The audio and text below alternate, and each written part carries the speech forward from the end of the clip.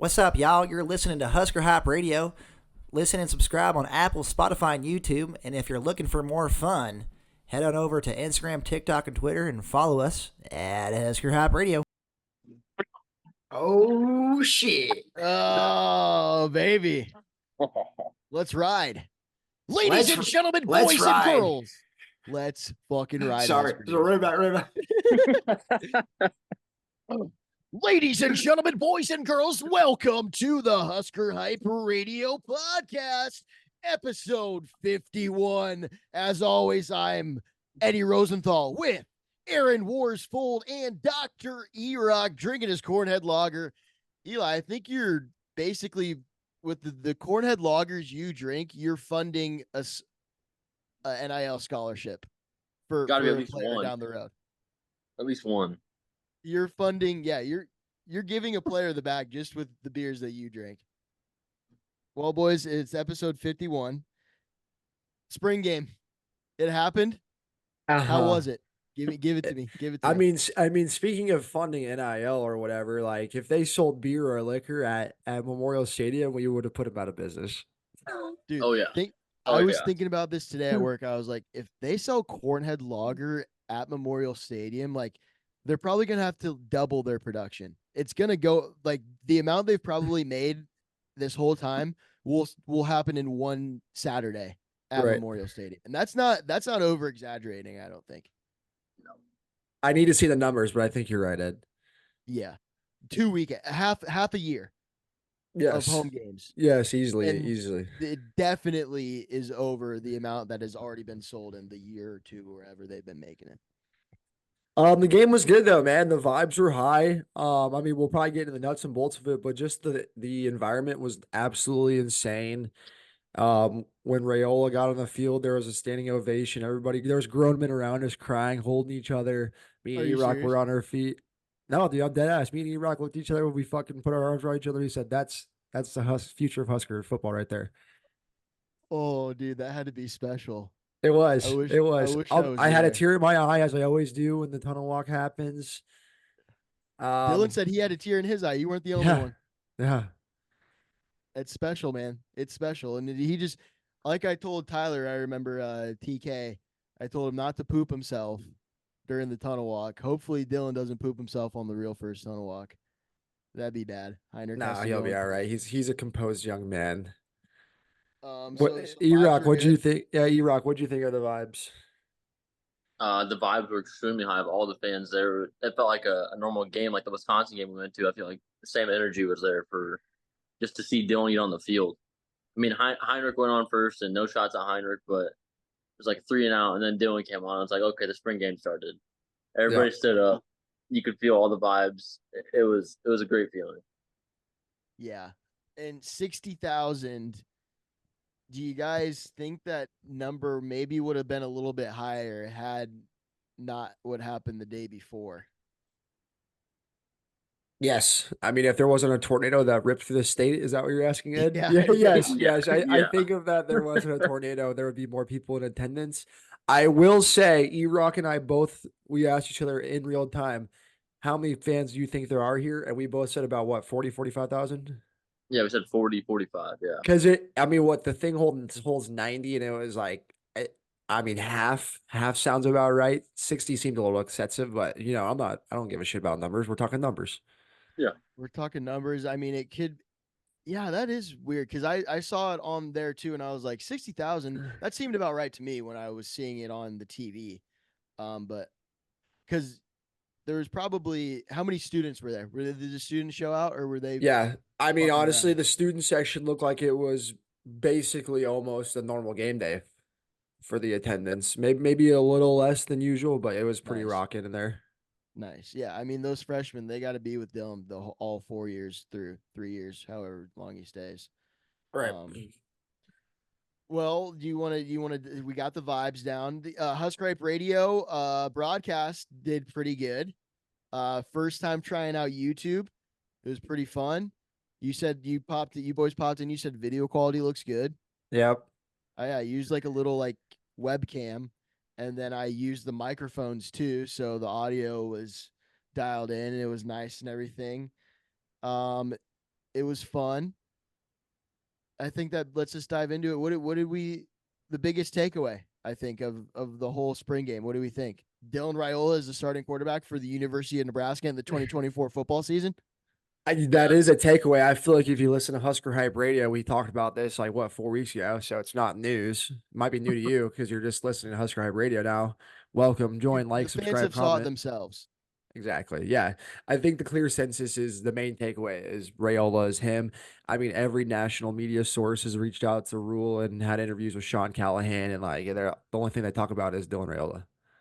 Yeah, and it kind of, I mean, yeah, Heinrich, dude, he's definitely probably feeling like serious. I mean, he knew it was coming, but now that just makes that quarterback room a little more fiery. I think like competition will be there. I'm not saying that Heinrich or Danny K is going to beat him out. Yeah, I think you're right, Ed. I think until now, it's kind of been one of those things where it's like, oh, we're all boys and we competition, pressure makes diamonds. But now it's like you've been slapped in the face a little bit, like your job's been taken by the new guy, and you got to kind of put up or shut up kind of deal. Or actually, no, he took the keys to your car. Now he's driving around town with your girl. Oh, That's Ooh. more like it. That's That's a little more like. Yeah, and that is what it is. We only speak the truth here on Husker Hype Radio. Yeah, I think Dylan did a pretty good job, dude. He of course the catch to Jalen or the throw to Jalen Lloyd was pretty dope. The throw to Jerry and Bonner, that was a great one.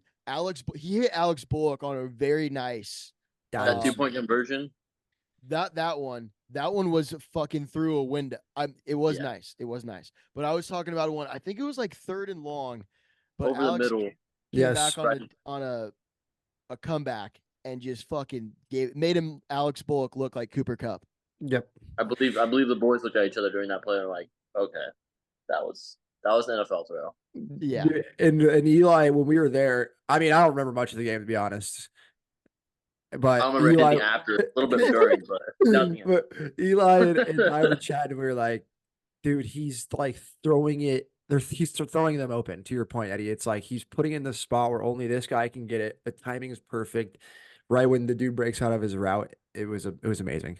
And what I was seeing too was checkdowns, something that I feel like you haven't seen a lot in the past couple of years with Nebraska quarterbacks. But Dylan, you could see on TV he was literally looking at number 1, 2.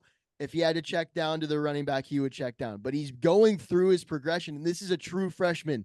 This is something that even 3-year starting quarterbacks at some schools don't even have the grasp of.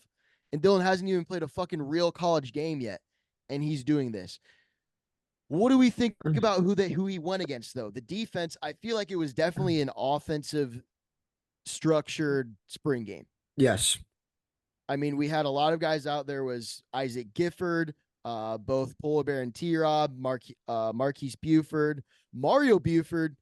That first drive laid the fucking wood on Maurice Makuza. Did you see that? Do you remember that? It was hard to tell who was who on defense. Not Mario Buford, Dwight Boodle. Yes. But honestly, it was hard to tell who was who in the middle of it. The stuff I am learning after the game is I'm like, oh yeah, that happened. Were they doing tackle on the plays made by this guy or no? Seldom. And like they didn't have the name on the jerseys, and like we didn't have there was no program with the numbers. I was kind of having a tough time as well trying to see who was who because they played a lot of new guys. Like I said, on the defense, it wasn't your starting guys. I mean, there was a few starters that were rotating in, but it was a lot of new guys. Same for offense too, dude. I'm gonna say my guy besides Dylan Raiola, Ja'Cory Barney. Yeah, yes. Ja'Cory Barney. Before we go to over there, let's finish out the defense. I think it's just hard to tell about the defense because of what you said about the lack of starting guys. The blitzes really weren't there. Like they weren't really going after the quarterback all too much, and there were a lot of extended plays within the game. Like you're like, oh, well, would that have happened? Right. So like, I think it was just an offensive performance to get some buzz. Yeah. 2 picks by the defense. One was thrown by Raiola. Not really his fault, but I mean, It was a slant route, and it was a little bit behind him. Behind him. He did have the ball in his hands, and you know the golden rule for a wide receiver: you got the ball in your hands, you catch the damn ball. And then Danny But Kalen threw an interception the drive after immediately, the right? very next play, it was the Yeah. very next play. Yeah. Yeah, back-to-back interceptions. Honestly, yeah, I think that I don't know. There were some plays like you said, Aaron, where Dylan had a couple of passes, but definitely would not have been complete or would have got sacked if it was a real game. But Or he would have been hurried through his progressions quicker or pushed out of bounds type stuff. But Ja'Cory Barney Jr., that was the name I highlighted after when I walked out of the stadium on Saturday. yeah, he was a dog, bro. He almost had that kickoff return, but Tristan Alvano tackled him. He thought Tristan was on his team. Yes. He like turned back at him. He was like, "What the fuck are you doing, dude?" Yes. For those that missed the spring game, the kickers and the offensive linemen and the special teams guys were gray jerseys, and it was a little bit hard to decipher between the gray and the white. So when Buddies had a what? It was like a, I have it written down. Kick return, it was like 80 plus yards, and then like on the 15-yard line, he gets tackled by the kicker Alvano, and he's just like, oh, he just got on national television by the kicker. Yeah. I mean, it would have been a touchdown, but Yeah, it he would've. literally thought he was blocking for him. So And then they scored like the next play, so it was. Yeah. But yeah, that's a guy because he also caught a 41-yard touchdown pass, and had 3 receptions for 66 yards. This is a kid, guys, that wasn't on our radar, but now he is. And another guy, if we want to talk about the radar, something that sucks happened. Apparently, Demetrius Bell, very significant knee injury, probably won't play this year as of what Matt he said. Very significant. Bly Hill too, a guy who's supposed to be our starter on defense. Tommy Hill's the guy across from him has a kind of significant injury. All right, some words of where it's not as big as Demetrius is, but it's definitely something that is going to have to be rehabbed, and that fucking sucks. That does suck. Yeah, I mean, it gives credence to Coach Rule's reasoning on why he wants to sit out guys, because if we're fucking losing like 2 guys that are potential starters. Right. I wouldn't call Demetrius Bell maybe potential starter, but a guy who he would have caught balls. Good role player. He was going to be catching balls this year. Here's something that interested me that we talked about last week, and we were wondering fullback use. Pretty non-existent. I don't think that I might have saw like Fidel or one of the tight ends, in the backfield, but not straight I formation fullback. I don't think that we saw any of that unless they're saving the triple option for week 2 versus Colorado. But who's running Dylan's not running the triple option. He's not fast enough. Maybe it's a different kind of triple. Maybe it's a different kind of triple option. Or it's RPO, or it's a read and then a bubble screen. That's what our offense is more like besides the typical Tom Osborne triple option.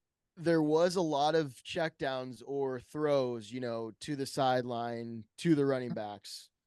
But it was mostly Dante Dowdell and not even Emmett Johnson that played too much. It was Dante Dowdell and Maurice Makuza, Micah Makuza's brother, who's a senior. And Dowdell, what do you guys think about Dowdell?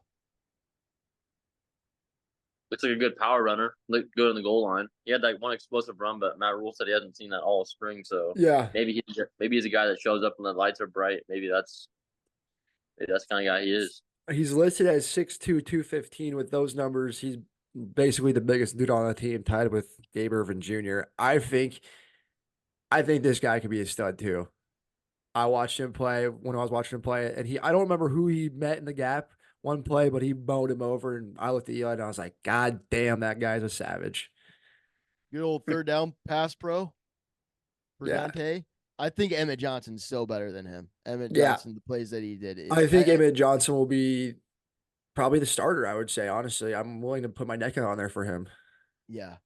If we can keep both of them for like 2 years down the road, that'll be a nice 1-2 punch for Nebraska. If we can keep both of them. I think so. Speaking about keeping players, boys, we lost one. We lost what apparently was going to be a good one, according to Matt Rule, who he said in press conferences. Chief Borders, folks. Chief Borders has entered the transfer portal. Something that, from what Matt Rule said, I don't think a lot of people thought. But we kind of talked about it in our little group chat, and Eli, Aaron, you guys are saying it's got to be the bag, but it can't be the bag. It can't be the bag. I think that he did not win the battle in his position, and there's too many guys ahead of him, and he wants to play somewhere this season. He's a grad transfer. It's his last year to play football. I think he's going somewhere, maybe a Power 5 school, but not as good as, say, Nebraska or back to the SEC. He's trying to start. Well, he's he only was listed as a junior this year, so he's got 2 years. Oh, really? I thought he was going in the portal as a grad transfer. Maybe, I don't know. Interesting. I think he was going to be third or fourth string on our roster at that position because you had MJ Sherman, Jamari Butler, and Princely Yellen. Yeah. But didn't Coach Rule have a press conference in the last couple of weeks saying that Chief and MJ Sherman were the guys battling for that last spot over there? He did say that, but a lot of guys around the program, Sean Callahan and Steve Sipple, think that maybe Matt Rule's just being a good coach and trying to hype up Chief Borders while we have the springtime going, trying to get some good relationships for the future. Yeah, it's interesting. And that kind of brings us back to our another talking point that we had in the previous weeks is how big is spring ball and how it's going to play out in the depth chart. I think it's bigger than what we realized because Emmett Johnson has definitely made a jump where it seems to now is he's going to be the starter running back. Chief Borders transferred because he doesn't think he's going to start, and he doesn't think that fall practice will be enough for him to get the starting spot, So I think it's a lot bigger than maybe what we previously thought. It's just interesting that he did actually transfer, and I don't know. I think we take the good and the bad, and we say that we're thankful that he's the only big guy that we lost as of right now. Today, right now, it's Tuesday the 30th of April. Tomorrow's the last day of the portal, and I'm thankful that while it is a bit of a loss, it could be worse. Right, and yeah, it's only one guy jumping out of the portal after the spring game, and there's 1 day left. So if we're going to see anything, it's going to be tomorrow. There's I don't even know the guy's name. There's a white inside linebacker that transferred, and then Jack Woche, one of our walk-on quarterbacks, entered the transfer portal today. Oh, Jack Woche entered the transfer portal? Yep. And I think to your point, Ed, I think we don't really need to worry about the guys that are like number ones and high number twos on the depth charts. It's kind of those third-ish rotation guys, lower second depth, third depth chart guys. Well, it is interesting too, though, because Tony White's defense, I feel like he rotates a lot. Like there are true ones, but even if you're third string, dude, you're probably going to see some playing time in all the games, to rotate. And maybe that's just something that a lot of guys really can't fester with or don't want to be a part of. But if you are third string, probably the most that you'll play is from Tony White's defense. Is Jack Woche the Ole Miss transfer? Yeah. Okay. I didn't think he looked, the couple of throws he had, he didn't look horrible. But if everybody's talking about him, Dylan, Daniel Kalen, and Harbark, he's not in the mix. No, there's no way he's in the mix. Yeah. Can we go back to the spring game, or was something else regarding portal stuff? Well, we got a little scare today. We had a bit of a scare today. Malachi Coleman doing some encrypted tweets. What did he say? What did that little fucker say? I could pull it up, or Eli could probably pull up in 2 seconds. Something about next story or next chapter, something like that. Yeah. And he blanked out his whole Twitter or whatever. Trust in new beginnings. Trust in new beginnings. Yeah. And that's something that got a lot of people in Lincoln a little aroused, not in a good way. But I honestly had a feeling, I didn't think that he was gonna transfer, dude. He's a Husker through and through. He fucking made a kid's book with him being a Nebraska football player. His family he's adopted, and his family's from Lincoln. I mean, this guy wants to make this state proud. So was Ernest Hausman. Yeah. He was adopted. Wow, what a traitor, dude. What a traitor. But he won a natty, so I think he has natty. What's the word? Yeah. Immunity, or like when you're pardoned, he's pardoned because he won a natty. If Coach Matt Rule was here as well, if he were the one to be when Ernest Hausman started, Yes. he'd be a Husker. Yeah, He'd be a solid. Husker. And that's just truth. What was I gonna say though? I forget. Shit. Spring game stuff. I just wanted to highlight a couple more dogs. Running back room. We already talked about Emmett Johnson. He's gonna be a guy. Dowdell looks good. The wide receiver room, man. Lloyd. I had one word next to his name. Fast. Dog. Dog. He's a that fucker's quick guy. Yeah. He's a that fucker's quick. How about Jerry and Bonner, dude? Dude, yes. Why wasn't he playing wide receiver or getting a lot more looks than he was last year? Like he was just playing fullback, just blocking. And this brings me back to your point from your question from earlier, Ed, of like, what's the fullback look like? And then Eli's answer was, I think it's going to depend, or it might look a little different. I think this guy's like a jackknife of all trades, dude. He can line up as a fullback if he needs to. He can wide up as wide receiver, and he's a jack of all trades guy. Yeah, he is. He looked like he played receiver all last year, honestly. And if you guys recall, I said about 3 weeks ago that I was like, I'm worried about the wide receiver room. That might be the softest room on the team. And hand up, boys. I take it back. Bro, tell me why Alex Bullock even looks way fucking better too, bro. It's all because of Dylan, dude. He's put magic sauce on the ball. His hands are saucy and he spreads the sauce all around like magic fucking football fairy dust. Great players make the people around them great. Yeah. And it's probably got to be something too where it's confidence, where it's like, dude, we got Dylan Raiola thrown to us. Yeah. You know, like I know that he's going to put it in the right spot for me and we'll all work together and score 300 touchdowns this year and have a great time. It's like, we got Dylan, dude. You know, when you always had a kid on your little league, like basketball team or football team, it's like, bro, we got fucking Eli, dog. Come on, we got Eli up in this bitch. That wasn't me, dog. No, I know it wasn't you. I know That was not me, dog. it was never me either. It was never me. It's It like, was bro, me. we got fucking Trayvon, dog. What a name. We got Malik, dude. We're gonna win. You know, Another room, tight ends, boys. How do we feel about the tight end room? We saw all three, maybe four guys like have some significant touches. Fedoni, Lindenmeyer, and Bo. How do you say his name? Boericker? I don't know.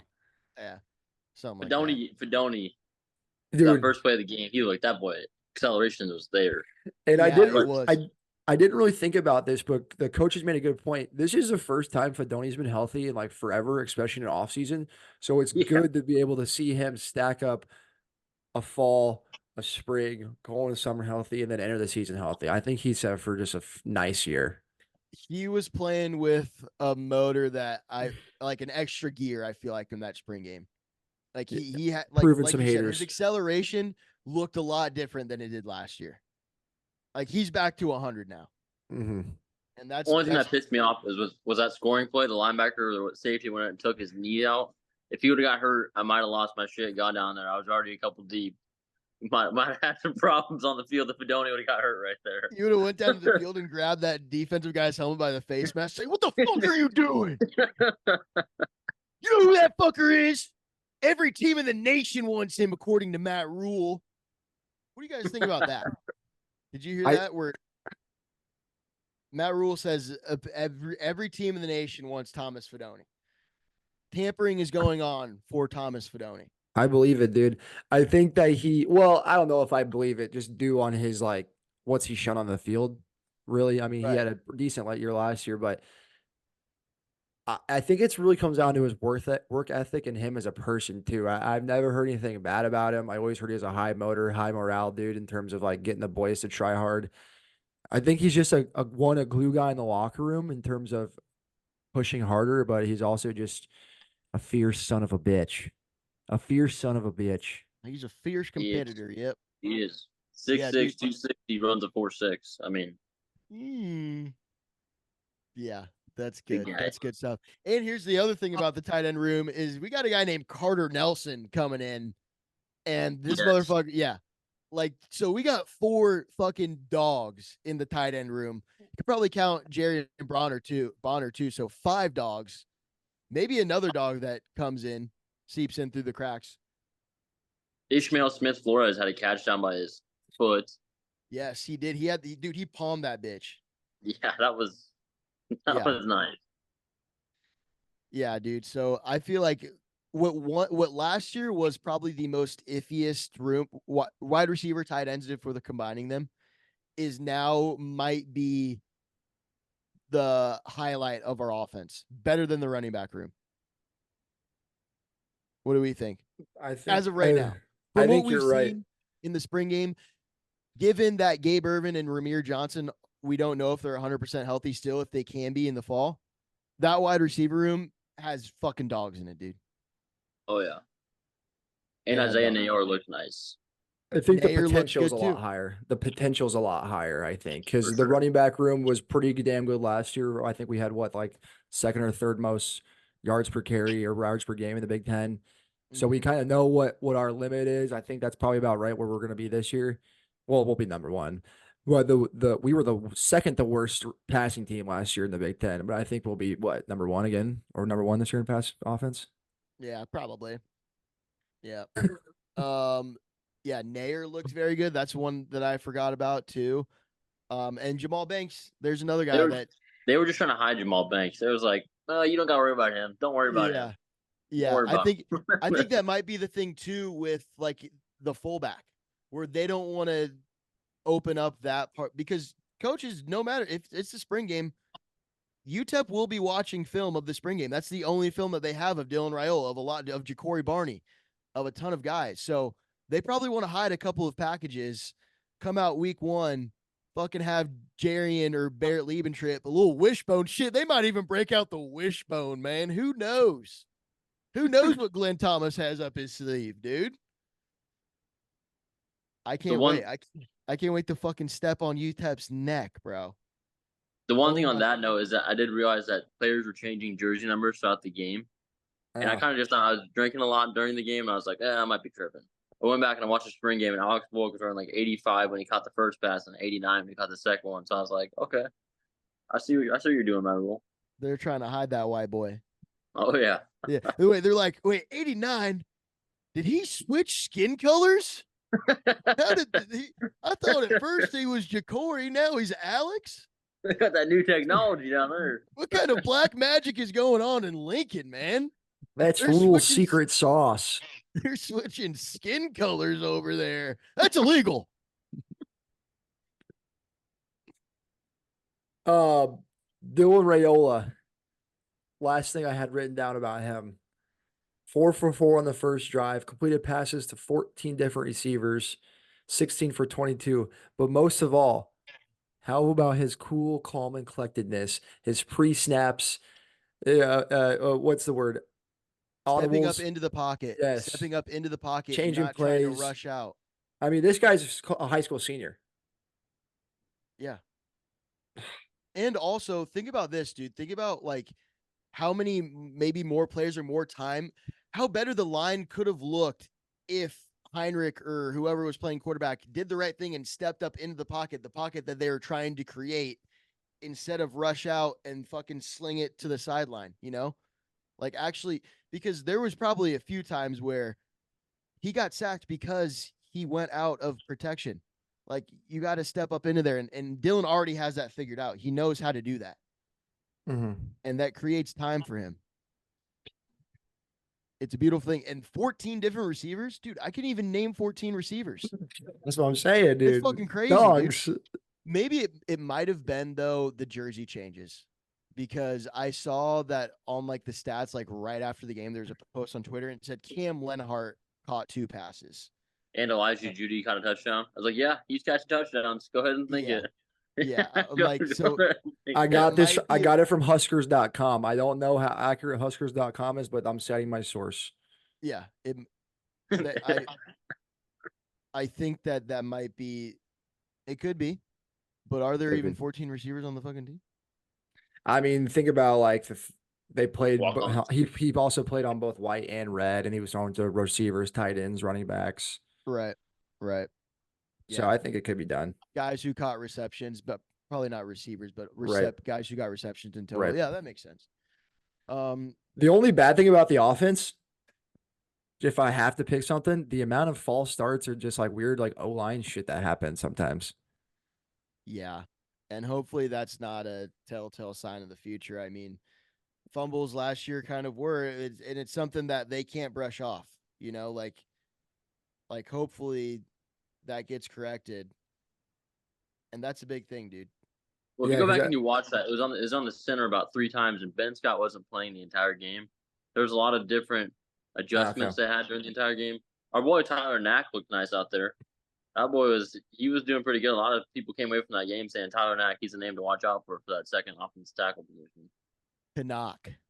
Canuck. Well, TK. Tiny.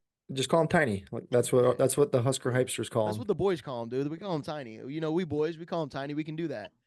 Dude, I saw today though that a UCLA left tackle entered the transfer portal, and he's a guy who started like 30 games for UCLA. His name is it's something, but he's a big dude. He's like 6'7", 300. He's got kind of a weird name. His name is Remy or something, I think. But Name to look out entered for. the transfer portal, and he probably wants to come play for Big Red. Hey, get him on campus. Is that what you're gonna say? Him to yeah. Get him on campus. Get him to campus. Some recruit said, I don't know what recruit said it, but they said Dylan Raiola is Patrick Mahomes 2.0. A recruit is saying that. I think if I was a recruit and I said that about a quarterback, I probably want to go play for Patrick Mahomes 2.0. Dude, yeah. That's basically a commitment right there. Well, Raiola's going down to Kansas City this month to go work out with Mahomes and their quarterback coach. Do you think that might have been a reason he wanted to come to Nebraska too, because he wants to hang out with Uncle Patrick and get some reps? Are we going to see Patrick? I guarantee you Patrick Mahomes will be at a couple of games this year in Lincoln, bro. It's 2 hours away. Dude, I didn't even think about that. It's a 20-minute jet ride, bro. I didn't even think about that. And I think you're right, Eddie. I think there's a chance if there's a good. I need to look at the schedules. If there's a bye week for the Chiefs and there's a home game for us, I think there's a good chance that he comes. Oh yeah, I think so. If you're coming, he's not asking any random quarterback to come to hang out with him in KC, dude. He sees something in this guy. Dude, they even walk the same, bro. He's kind of got that little strut thing going on a little bit when he goes to the huddle. Well, it kind of looks like he's got a corn cob in his ass too, a little bit, don't it? Because he's bleeding around his shit corn. Hey, buddy, he needs to learn, buddy. You eat the corn, you don't stick it up your ass. You eat the corn so you shit it out. But that's how you improve your accuracy. If your ass feels tight the whole time, it keeps your body tight. Throwing motions nice and quick. Keep you tight. I hope he's doesn't have a corn cob up his asshole. Though. He doesn't. He does not. He does not. That's satire. That's only what I do when I play football. His godfather is Matthew Stafford too, so you never know. Could see him too. His godfather is Matthew Stafford. Yeah, this kid was destined to be great. I didn't know that. No, I didn't know that. So we might see Matt Stafford at a game this year, boys. Dude, there's no other. You might see Matt Stafford at the Coliseum this year when they play. Yep. We will see him there, and he's gonna see us first. He'll probably be like, "Dude, where can I get a fucking shirt at?" Husker Hype Radio's here, dude. I was hoping you guys would be here. I will rip it off my body for him, dog, and I'll be like, "It's already signed." Jersey swap with Matt Stafford. Well, yes, that'd be sick. Yeah. Get him to campus. Get him on campus. Yeah, and then there's a 5-star guy, Dawson Merritt, I think visited. Absolutely loved it. Absolutely loved it. Guys who visited seemed like they had a good time. Yeah. Michael Terry. 5-star athlete. Yep. How was this is a random name. We're popping up random. Vincent Shavers though. Eli, were you watching him? You said he looked good. I was watching him. I remember saying his name the first play of the game. He had a tackle. After that, I started looking at offense and kind of got lost in the sauce.